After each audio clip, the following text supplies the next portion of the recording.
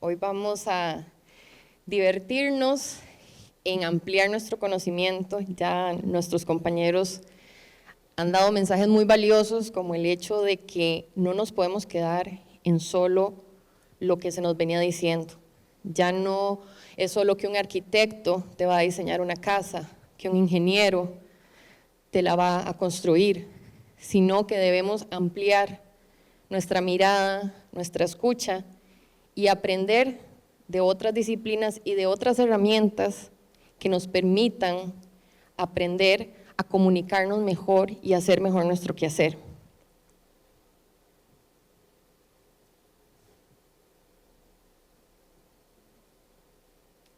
No pasa.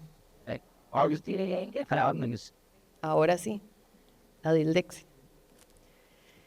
Para mí, una frase que cambió mi vida y que me hizo mucho estructurar cómo quería yo llevar a cabo mi quehacer fue el de que si no medimos, no podemos mejorar.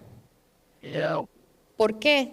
Porque si nos llevamos por percepciones o por estimaciones que hacemos, podemos caer en falsos positivos.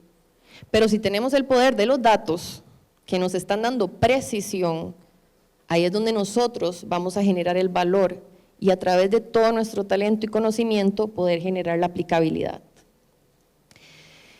Hay un dato que a mí realmente me alarma, y si bien uno quisiera que fuera un contexto más positivo, es importante que lo tenemos para poder tomar acción al respecto.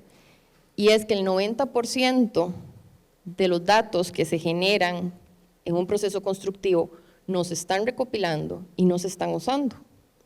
Asimismo, el 80% del costo que genera un activo va a ser después de ese proceso constructivo. Y aquí es un llamado a que no solamente nosotros debemos quedarnos en la etapa de diseño y construcción, sino también pensar en cuál es nuestra cuota de responsabilidad para cuando ese proyecto esté operando, porque tenemos que tener un enfoque sostenible. No es simplemente verlo desde un ego de que se vea bien en mi portafolio, sino cómo va a impactar a nivel de términos energéticos, a nivel social, a nivel económico. Y esto también se relaciona con inteligencia artificial. ¿Cuánto a mí me genera en impacto energético y de agua el generar una consulta en ChatGPT? Que también eso lo tenemos que tener siempre claro. No para no usar la herramienta, sino para empezar a aplicarlo con conciencia y con propósito. ¿Qué es lo que pasa? Que estamos en una industria tremendamente compleja, donde se nos ejerce muchísima presión, cada vez nos exigen hacer más en menos tiempo, con menos recursos, y además, porque ya no es una opción, tener el impacto que vamos a generar en términos de huella de carbono como un default en el proyecto. Y estamos además sin la posibilidad de utilizar un proceso iterativo como un diseñador de productos, porque a nosotros los errores nos salen carísimos. Nosotros tenemos que estar en el día a día, ya sea que estemos en etapa de diseño o en etapa de construcción, resolviendo lo que se nos presente. Además, pensando en la parte posterior, qué está sucediendo, qué estamos recopilando, cómo eso me va a generar un impacto en el próximo proyecto. Vean que es muchísimo que manejar y que a veces por tiempo, por dinámica y por demás papeles que tenemos en nuestra vida, pues es muchísimo que manejar. Y aquí es donde entra nuestra aliada, que es la inteligencia artificial. Para mí, el nombre a veces puede generar cierta resistencia de parte de las personas porque se tiende a pensar algo que me sustituye, pero realmente es algo que viene a facilitarme un procesamiento. Les decía la cantidad de datos que tenemos que manejar día a día. Ella, en cuestión de segundos, nos puede dar resultados de información que esté captando en proyecto, que para un humano sería imposible recopilar en cuestión de segundos. Podemos tener información instantánea en términos de salud ocupacional y ambiente, podemos tener cómo está la atracabilidad de activos para impedir los robos, que son muchísimos en obra, y que nosotros, humanamente, en nuestro oficio, sería bastante ingrato exigírnoslo, pero esto es como tener ojos por todas partes. El gemelo digital viene en este sentido y puede pasar que se confunda con, por ejemplo, BIM, como lo vamos a ver más adelante, pero el gemelo digital lo que nos viene a hacer es poder transferir, si bien algo que todavía no existe o algo que sí existe al mundo digital y que nosotros ahí empecemos a hacer ese proceso iterativo que no podemos hacer en la vida real, donde yo pueda tener mi proyecto independientemente de la escala y lo tenga en un entorno vivo, donde inclusive lo puedo alimentar con información en tiempo real en el espacio físico para empezar a tener proyecciones. El concepto como tal viene a manejarse en el 91 con el término de espejo y ya como gemelo digital en el 2010 por la NASA, pero el concepto sí viene manejándose desde la década de los 60 para empezar a anticipar las exploraciones espaciales.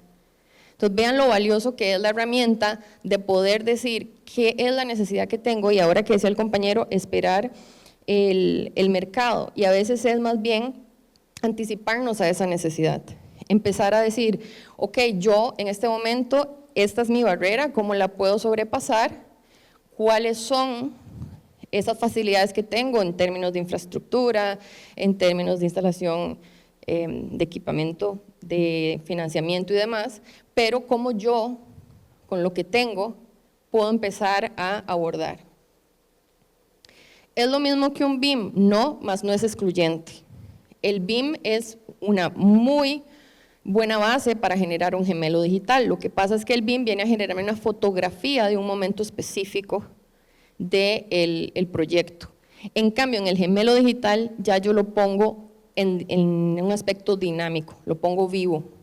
Puedo verlo desde tres grandes grupos. El primero, desde algo pequeño, donde yo lo vea como prototipo, algo intermedio donde ya exista y yo quiero empezar a anticiparme para, por ejemplo, ver predicciones de mantenimiento, de optimización de equipos y demás, o cuando ya quiero ver todo un sistema operando, donde yo pueda decir, ok, este es el diseño arquitectónico, este es el diseño estructural, pero también voy a ver cómo están los sistemas de calefacción, de aire acondicionado y demás operando, cómo cada quien está generando un impacto y cómo podemos ir entre todas las disciplinas generando un mejor resultado.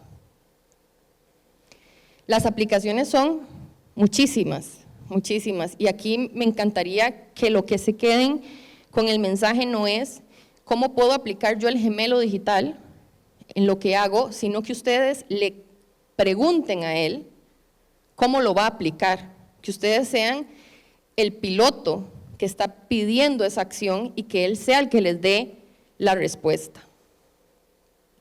Plataformas hay muchísimas, no hay una sola, lo cual lo hace muy accesible y no lo monopoliza y nos permite generar muchísima experimentación. En términos de arquitectura e ingeniería, se ha podido determinar un 15% de reducción en los procesos, costos en un 20% e inclusive los accidentes, porque entonces podemos anticipar inclusive la parte de riesgos.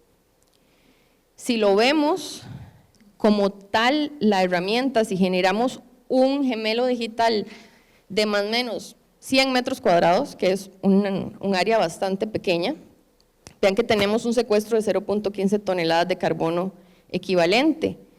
Y esto equivale a desplazarse en un vehículo sedán por 715 kilómetros. Y para que nos hagamos una idea, si yo me desplazo de Nosara a la frontera con Panamá, son más o menos 521 kilómetros. Entonces vean, como tal la herramienta ya nos está dando una posibilidad de mitigación en la huella de implementar estas tecnologías. Propiamente en mi quehacer, a la fecha llevo ya más de 1 millón de metros cuadrados digitalizados. En el año 2019, para que se hagan una idea, digitalizar 8,000 metros cuadrados tomaba cerca de 12 horas. Actualmente digitalizar 40,000 metros cuadrados son 4 horas y el procesamiento en menos de 24 horas. Permite tener un proyecto realizado en Costa Rica y que el cliente dé retroalimentación en tiempo real estando en otros países, accesándolo desde cualquier dispositivo, es decir, no necesita una computadora con altas capacidades, sino que inclusive en su teléfono móvil lo puede revisar en cualquier momento, cualquier hora. Pareciera un video o una fotografía, pero esto es con LIDAR y es literalmente transferir el espacio real al mundo digital para poder hacer infinita cantidad de acciones, desde seguimientos de obra, testimonio de lo construido, para poder tener un respaldo con especificaciones técnicas en temas de contratación. Podemos tener mediciones, generar nubes de puntos, plantas. Me gustaría que si tienen la posibilidad lo puedan accesar para que lo recorran ustedes mismos. Este fue un proyecto muy interesante que es la planta de tratamiento de aguas residuales, Los Tajos de la AIA. Y ahí descubrimos junto con el AIA la cantidad de posibilidades que nos estaba generando esta herramienta, porque permitía no solo tener documentada la planta, sino que inclusive personas en la India pudieran hacer el recorrido, ya que es una planta modelo, que muchas personas vienen a estudiar al país, y también permitió empezar a generar capacitaciones, ya no tenían que desplazarse por toda la planta con cada uno de los funcionarios, sino que lo hacían de manera virtual. Así que el mensaje es que invertir en tecnología no es un lujo. Sí, hay herramientas con precios muy altos, pero eso no es una limitante para que nosotros podamos encontrar variaciones. Si ustedes quieren hacer una primera exploración con un modelo LIDAR, pueden hacerlo, por ejemplo, con un iPhone y ahí empezar a experimentar, y la mayoría tiene un teléfono, entonces vean que no es una limitación. Y la meta es construir para tener menos incertidumbre y más impacto. Muchas gracias. Thank you.